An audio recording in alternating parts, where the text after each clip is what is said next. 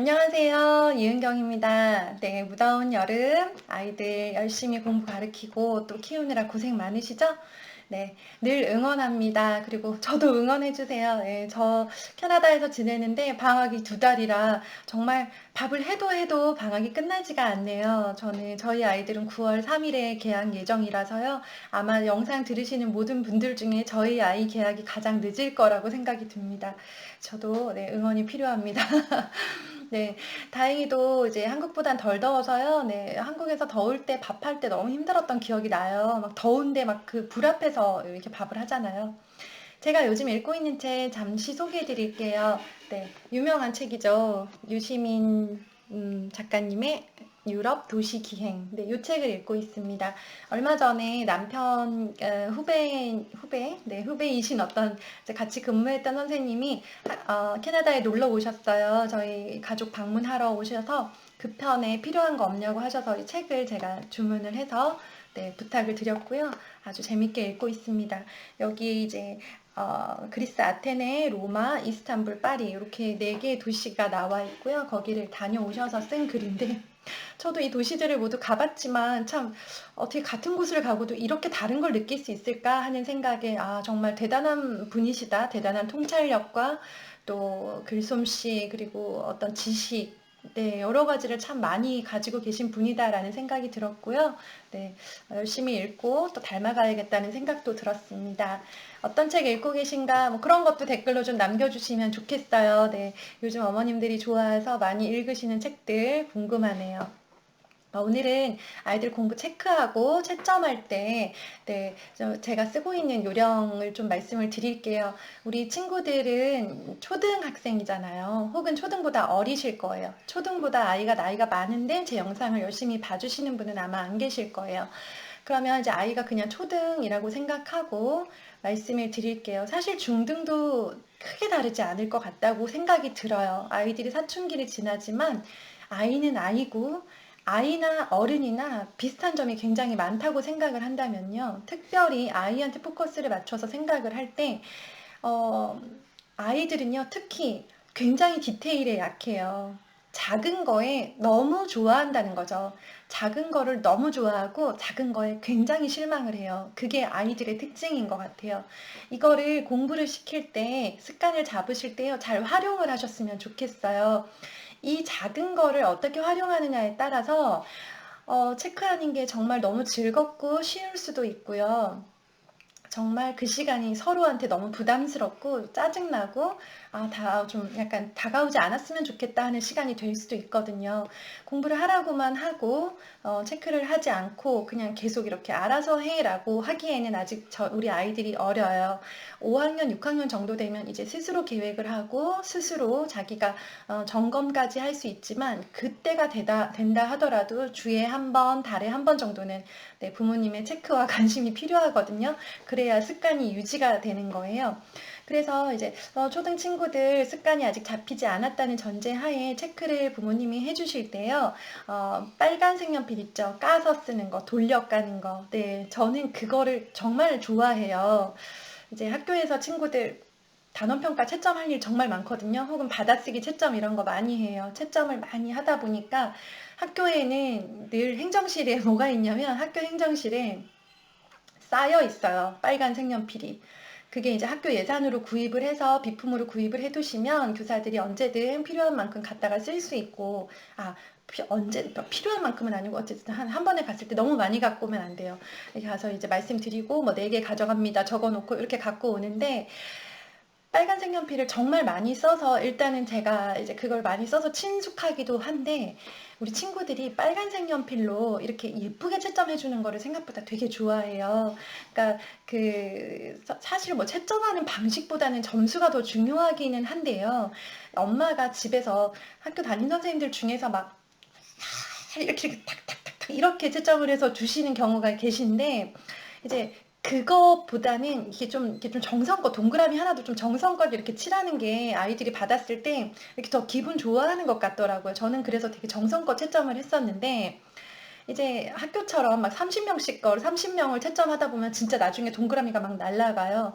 그런데 그런 상황이 아니잖아요. 우리 아이 1명, 2명, 3명 정도의 채점을 하는 거고 채점을 아이가 뭐 스스로 할 수 있으면 좋지만 아이가 아직 그 정도는 되지 않는다라고 하면 부모님이 반드시 체크를 해주실 이렇게 상황이 올 텐데 빨간색 색연필로 이렇게 예쁘게 쳐주시고요. 포인트는 동그라미가 예쁜 게 중요한 게 아니라 틀린 거를 표시를 할 때요. 틀린 거를 이렇게 사선으로 보통 그으시거나 체크 표시하시는데요. 그렇게 안 하셨으면 좋겠어요. 그게 상당히 기분이 나쁘거든요. 겪어보셨을 거예요. 그죠? 우리 어릴 때도 이런 거 되게 기분 나빠. 비가 왔다고 하잖아요. 비가 온 것처럼 할 것도 아니고 이렇게 틀렸어. 이렇게 넌 X, 체크, X 뭐 이렇게 하지도 마세요. 네, 저는 학교에서도 그렇고 지금도 그렇고요. 항상 하는 방법은 별표. 네, 틀린 거는 별표로 표시를 합니다. 이제 아이가 기분 나쁠까봐 틀린 거는 동그라미를 치지 않고 차선도 긋지 않고 그냥 두시는 경우가 있는데요. 그러다가는 뭘 틀렸는지 확인하기가 어려운 경우가 있어요. 그래서 번호에다가 별표로 표시를 해두면 이거는 틀린 거니까 너한테 가장 중요한 거는 네가 잘 모르는 거, 네가 실수했던 문제가 가장 중요한 거야. 중요하다는 의미에서 너가 제일 많이 신경 써야 될, 다시 봐야 될 문제라는 의미에서 별표로 표시를 하는 거야 라고 네, 설명을 미리 해주고요. 별표로 표시를 한 다음에 아이가 다시 풀었는데 맞았어요. 그러면 그 별을 이렇게 둘러싼 동그라미로 마무리를 해주시면 훨씬 나중에 시험지도 되게 예뻐요. 문제집도 막 이렇게 해가지고 막 다시 막 맞았고 막 이렇게 하지 마시고요. 아이가 이렇게 그 문제집을 제가 문제집 선택하는 요령 저는 그런다고 말씀을 드렸는데 사실 정말 권하고 싶어요. 아이가 좋아하는 아이가 직접 고른 네, 문제집이잖아요. 그러면 아이는 또 이제 쌤 문제집 샀으니까 예쁘게 열심히 풀어요. 글씨도 문제집 처음 사면 글씨 되게 예쁘게 쓰잖아요. 그래서 되게 정성껏 나름대로 이 책을 되게 잘 풀어봐야지라고 생각을 하고 있는데 야심찬데 거기다가 엄마가 막 되게 성의 없는 동그라미 막 휙휙 날아가는 그 체크 표시 이런 걸 해놓으면요 아이도 기분이 상해요. 그게 그래서 이왕 하시는 거, 네, 그 문제집을 나도 존중해, 너의 선택을 존중해 라는 느낌으로 별표로 예쁘게 표시를 해주시고요. 반드시 오답은 체크하시고 맞았다면 잘했다고 다시 동그라미를 꼭 쳐주세요. 이렇게 되면 틀렸다가 맞는 걸로 바꿔놓으면요. 이게 틀렸었는지 맞았었는지 구분이 잘 되지 않아요. 나중에 한번 다시 복습을 할 때. 그래서 나중에 이 문제집을 다시 볼 때요. 별표가 되어 있는 문제들을 네, 체크를 하시면 오케이. 네, 그러면 두 번 문제집을 두 번 볼 때도 훨씬 수월합니다. 시각적으로도 일단 수월하고요. 네, 그렇게 하고 이 빨간색 연필은 우리 친구들도 되게 좋아해요. 왜냐하면 약간 로망이 있어요. 빨간색 연필에 대해서. 학교에서 이제 담임 선생님들이 채점을 하시는데요. 받아쓰기 같은 거는 친구들이 이제 한 명씩 데리고 나와서 앞에서 채점을 바로바로 해서 이렇게 주시는 경우도 있고, 또 우리 친구들이 뭐 아침 시간이나 점심 시간 같은 때 놀거나 독서를 하고 있을 때 선생님이 이제 그 짬 시간을 이용해서 단원 평가 같은 거 채점을 막 할 때가 있는데, 그럼 친구들이 와서 그걸 이렇게 멀리서 이렇게 봐요. 그래서 선생님이 그 빨간색 연필 쓰는 걸 보면서 약간 그거 사용에 대한 로망이 있어요. 저거 되게 재미있어 보이네. 약간 그런 게 있더라고요. 그래서 빨간색 연필을 사용을 하게 해주면 되게 좋아하더라고요. 그래서 우리 친구들한테도 스스로 채점을 한다 하더라도 제가 연사는 스스로 채점을 하라는 말씀을 드린 적이 있었는데요. 채점을 이렇게 시킬 때도 선생님처럼 네가 선생님이야 하면서 이제 이렇게 주면요. 정말 남녀노소 다 기뻐해요. 아이들이. 네. 그래서 그걸 좋아하고요. 그 다음에 제가 말씀드렸던 거 형광펜 있죠. 네. 문제를 풀어왔을 때는 동그라미나 별표로 표시를 하시고요. 일기, 독서록, 영어, 에세이, 영어 일기, 그리고 뭐 받아쓰기 연습, 아니면 뭐 글씨 연습, 아니면 제가 영어로 따라쓰기 같은 거 해보라고 말씀드린 적 있잖아요. 영어로 따라쓰기 같은 거. 어쨌든 아이가 뭔가를 적어왔을 때는 이렇게 보고 잘했어 하고 이렇게 주잖아요. 그러면 아이는 너무 아쉬워요. 자기가 정말 몇 분 동안 10분 넘게 끙끙대면서 했는데 잘했어 라는 말 한마디로 그게 이렇게 그냥 모든 리액션이 끝난다는 거는 아이 입장에선 되게 허전하고 서운하거든요. 그렇기 때문에 뭔가 좀 더 짧은 시간 안에, 사실 우리 되게 바쁘잖아요. 아이 그거 하나 붙들고 막 이것도 잘했고 이것도 잘했고 라고 말해주기에는 동생도 있고 저녁도 해야 되고 준비물도 챙겨야 되고 쉬어야 되고 엄마도 책 읽어야 되고 운동해야 되고 바빠요. 그런 상황에서 굳이 구구절절 말로 더 하지 마시고요. 아이의 뭔가를 점검할 때는 항상 형광펜을 준비하셨다가 그냥 좀 약간 영혼 없이 급하게 고르셔도 돼요. 이게 다 읽을 시간이 없다. 그러면 이제 약간 눈에 띄는 단어가 있거나 약간 좀 문장이 길다 싶은 곳에다가 촥촥 이렇게 그어주세요. 그러면 아이가 엄마가 성의 없게 읽은 줄도 모르고 일단은 그 부분에 대해서 칭찬을 받았기 때문에 여기 잘 썼나 보다 하면서 자기가 이제 굉장히 큰 칭찬을 받았다고 생각을 해요. 잘했어 라고 하고 돌려주는 거랑 잘된 부분에다가 형광펜으로 쫙 보이게 딱 해서 이 부분 정말 너무너무 잘 썼어. 이 부분 진짜 마음에 들어. 아주 훌륭한 문장이야. 라고 하는 구체적인 피드백을 준 거랑은 아이가 받아들일 때 느낌이 달라요. 그리고 다음에 쓸 때 이제 항상 우리도 그렇잖아요. 저도 다이어리를 되게 열심히 쓰지만 오늘 거 이렇게 딱 쓰려고 할 때는 전에 어제 쓴 거, 그저께 쓴 거 한번 보거든요. 그 아이들도 일기를 쓰건 글을 쓰건 독서록을 쓰건 마찬가지예요. 자기가 쓴 거를 자기가 꼭 한번 봐요. 이게 전날 거, 전전날 거 이렇게 한 장씩 들춰보잖아요. 그러면 자기가 받은 칭찬이 거기 고스란히 남아있는 거예요. 형광펜으로. 뭐 대단하게 엄마가 뭐 이게 잘 됐고 저게 잘 됐고 이런 피드백까지는 안 하셔도 되지만 그렇게 남아있으면 그걸 보면서 이제 뿌듯하죠. 아이 입장에서는 아유 이게 되게 잘 썼나 보다. 네. 네, 그렇게 해서 이제 체크를 하시고요. 그러니까 첫 번째 별표로 표시하는 거, 두 번째 형광펜 사용하시는 거, 세 번째 이거는 정말 유용한 방법인데요. 우리 친구들이 좋아하는 단어가 있어요.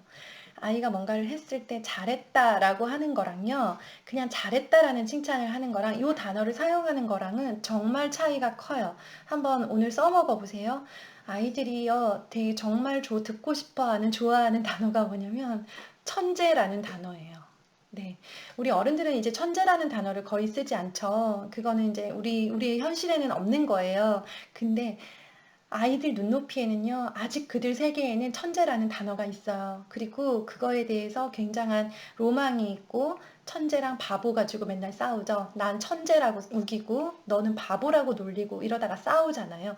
그래서 아이들인 거예요. 그래서 그 눈높이를 생각을 하는 게 중요한데, 천재라는 말이 별것도 아니고, 기준도 없고, 사실 뭐, 천재도 아니고, 네.